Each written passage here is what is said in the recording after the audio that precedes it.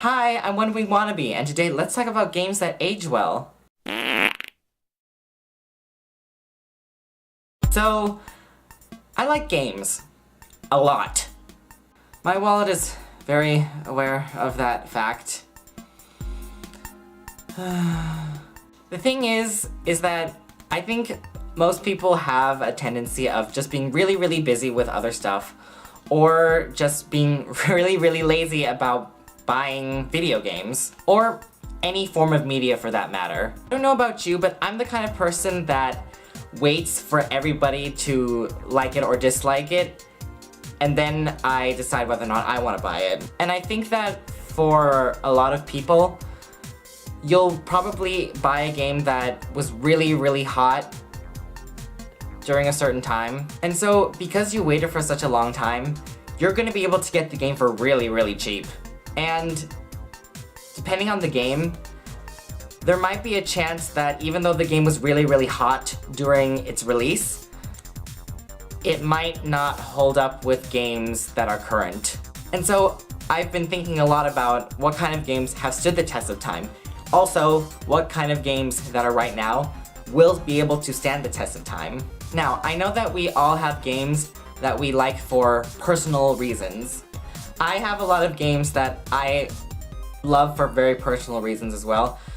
Kingdom Hearts, Bayonetta, Shadow of the Colossus, Ico, Final Fantasy X and X-2, Dance Central 1, 2, and 3, Persona 3, Persona 4, the list goes on and on. I'm going to be talking more about the games where if you played them really far in the future, you would get the exact same effect as you would if you played them near its release. So I guess the main thing that most games that age well have in common is that they don't depend that heavily on graphics. Games that are considered aged most likely had graphics that were considered really great for their time of release. And as time goes on, most of these games are probably going to look a lot less attractive because there are going to be more and more visually stunning games out there.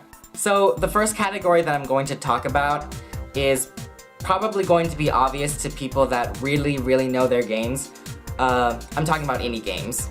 See, the thing about indies is that they are a lot more stylized. They have interesting gameplay or really great stories to make up for the graphics, I guess. Indie games that I would recommend are To the Moon, An Elysian Tale, as well as Bastion. All three of these games have very strong stories, as well as very I guess, definitive art styles. The other category that I'm going to talk about is Atlus, which has put out a lot of my favorite games.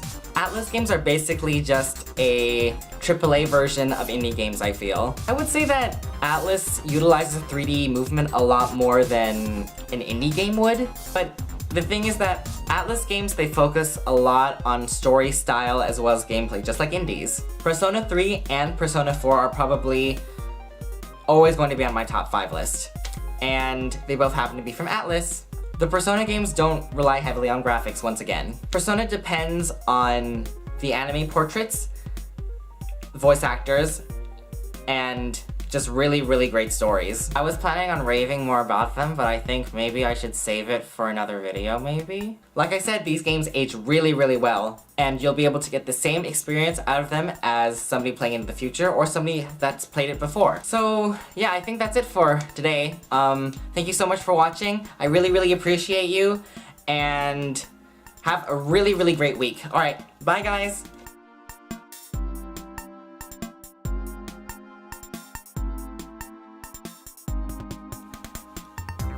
Do you guys have any idea how long it took me to get these pins on my shirt just because I wanted to show that my nerd cred?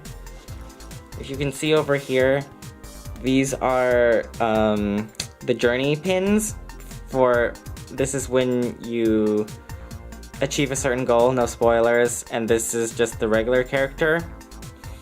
These were really cute. I got these at GamerCon and I'm really happy that I bought them.